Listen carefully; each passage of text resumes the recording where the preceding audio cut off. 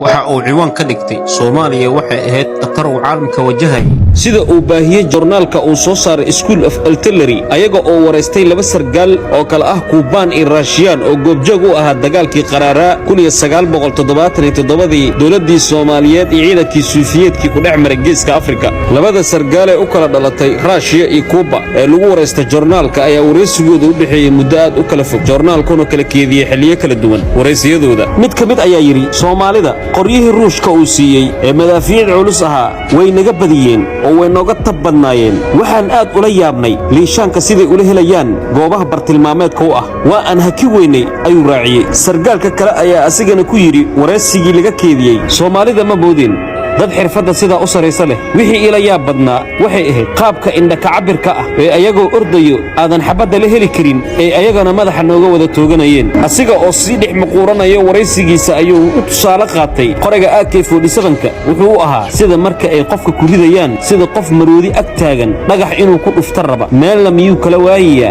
way nala helayeen oo nagu hubsanayeen waliba xabadda joornaalka ayaa ku cadeeyay warbixintiisa sargaalka Ruushka inuu yiri maalmo ayaa argagaxsanaa sababtoo ah qoryaha nagula ridayo ilama muuqan kuwa yagii aan naqaanay wuu igala cuslaa sababtu wax kala ma ahayn waxay ahayd liishaanka saxan ee qubarada ridaysa oo aad u kala yaqaana fahansanna marba inta lagu darayo ama laga jarayo xaglaha ridada ayuu sheegay iyo liishaanka shiishkiisu fadhiyo labada wareysi waxyaabaha ay isku raaceen waxa kamid ahaa ee bixiyeen qabiirada dagaal ka qayb galay in Soomaaliya cunaqabateynta la saaray ee hubka ahay ay ahayd ebed go'aankii ugu saxnaa ee la gaaray joornaalka ayaa gadaal ka raaciyay cunaqabateyntii hubka Soomaaliya hadda ayaa laga qaaday maxay keeni kartaa